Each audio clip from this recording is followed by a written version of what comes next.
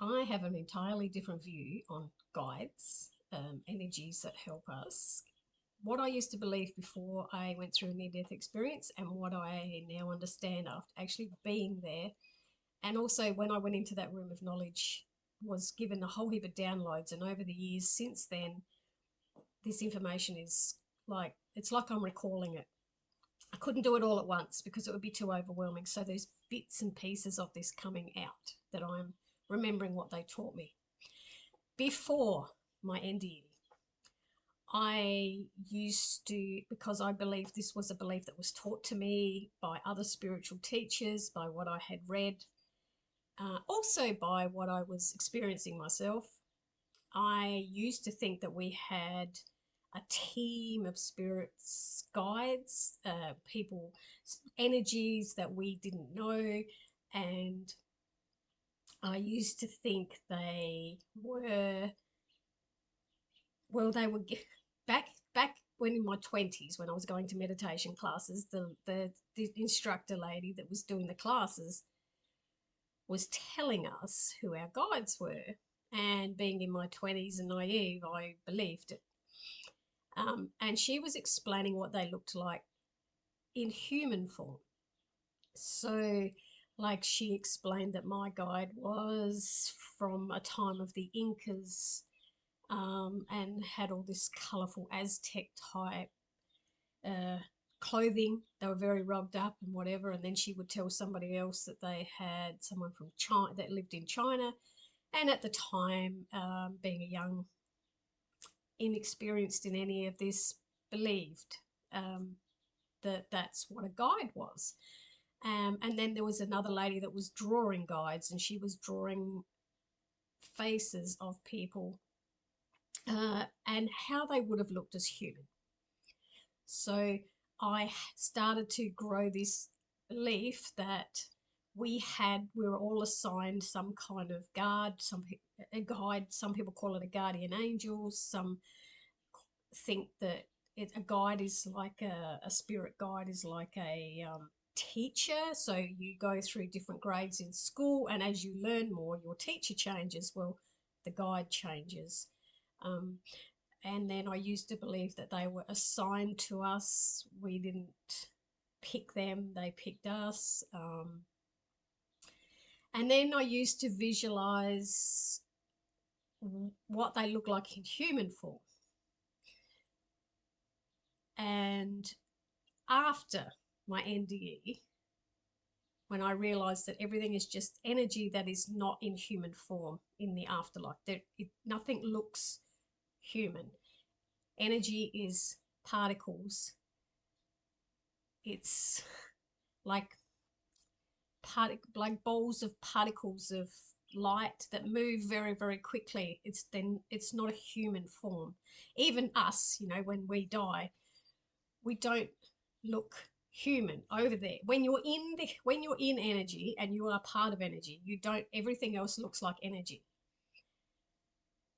But you can recall a life and what the physical person looked like in that life. So now I think more that if I'm feeling the energy of a guide, I can also feel if that energy has existed previously in different incarnations and what they may have looked like,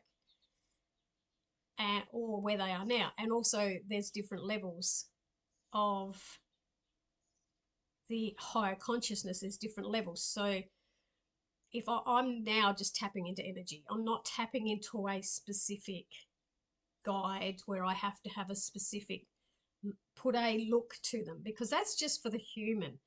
It's only for the human being that's here that needs to have some kind of look, like they looked like this particular female, male, they dressed this way or that way. They aren't dressed as energy, they're not dressed. That's just human needing to put some kind of identity to it for our own satisfaction.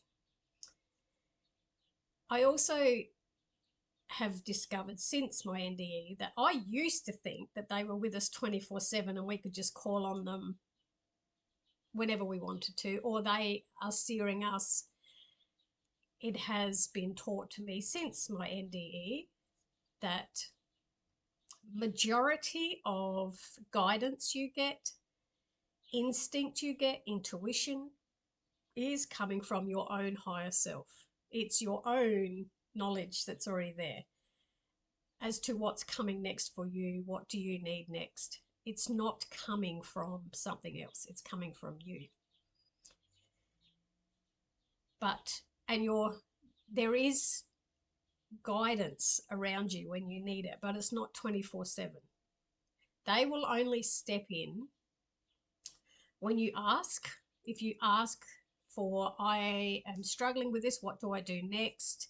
What am I supposed to do with this? I'm lost, I'm confused. When you ask those sort of questions, they can step in to help because that's their teaching. They know something that will help you get out of whatever you're in by planting a seed in your mind. Also, when they plant a seed in your mind, it's a nagging thought. So just as an example, if I was doing just stuff around the home and then I suddenly had this thought, my tires on my car, like the thought of the tires on the car, maybe look at the tires on the car. And then if I forgot about that, but then about a week later, the tires on the car came back into my head.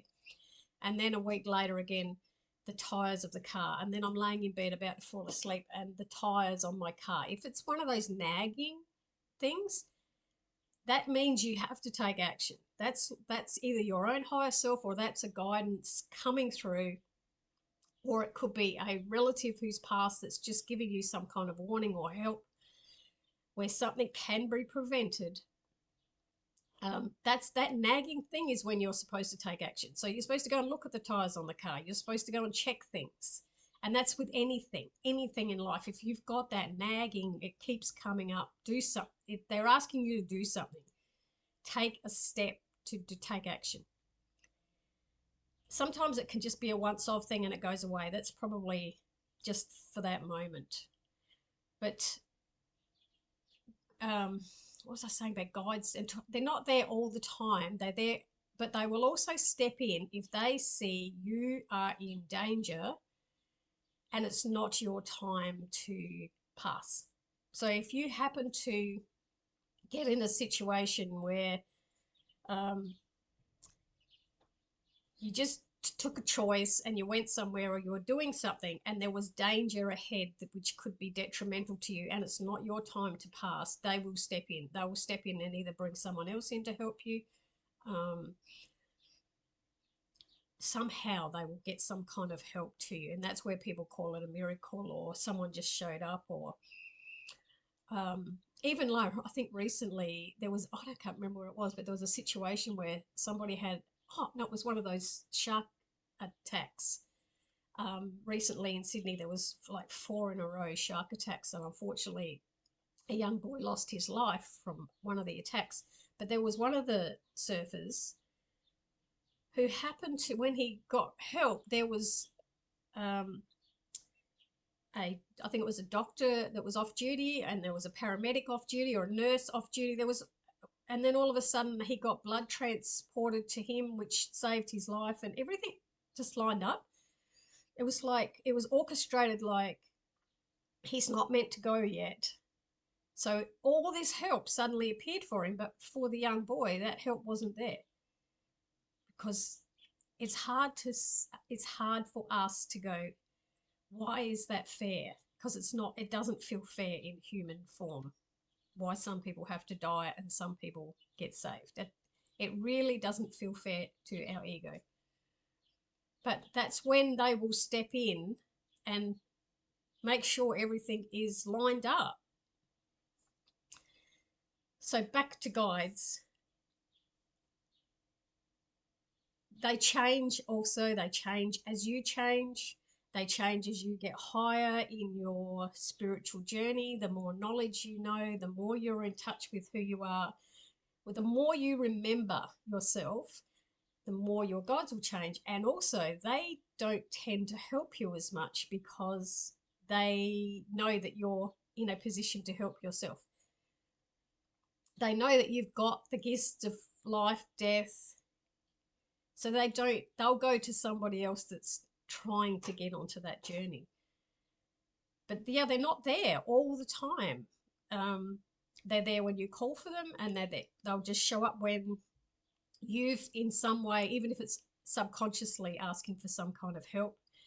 They don't look like human on the other side. They look like balls of energy, but they can appear to you in the shape of some kind of human form if that is what you need. It's exactly the same as you needing to give them a name.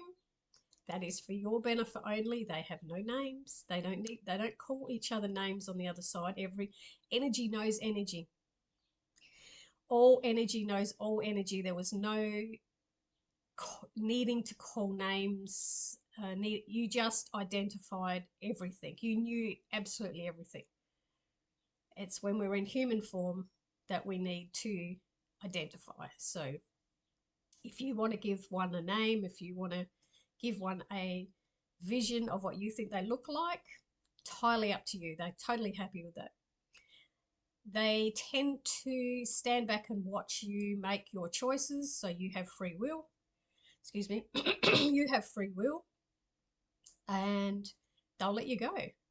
They'll let you make that free will. Whether they can, if they see that that's going down into a road crash, not a physical road crash, but like if you're making a mess, making a stupid decision, making a decision that's going to give you a life-changing lesson, they'll just stand back and let you go. They have no need to control your life. They understand that they can step in if they are asked. They can step in if you're in danger, but mostly they will just let you make your choices and go with your consequences of your choices.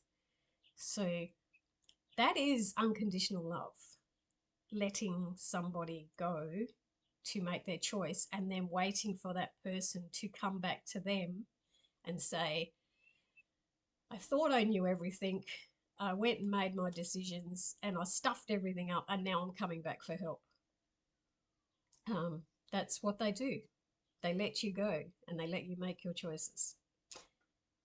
So it's very eye-opening to see things, to actually, when that room of knowledge in there where everything was downloaded on such a different level, because here my brain is processing what's taught to me by others, which can be their beliefs. So their beliefs are taught, and I process it and go, yeah, I like that idea, I'll believe that too. And then when you get over there, you realize it was just all programmed beliefs that somebody else was telling you. And it felt good. Like if it feels good and it feels like, yeah, I like to believe that, then go right ahead. Like your human self just needs that. When you get to the other side, you'll realize your human self, why your human self needed it. So if you find these videos that I make interesting, I'd love if you subscribed or you put a like. I really appreciate that. If you think that you know somebody else that's going through learning spiritual stuff and whatever, and you'd like to share this video, please do. And I also do personal readings. And it's not just about predictions and questions. Most of the time that's what people want, but I can also go a lot deeper. And if someone ever asks me really spiritual questions, I'm here to answer what I have learnt. I don't know it all.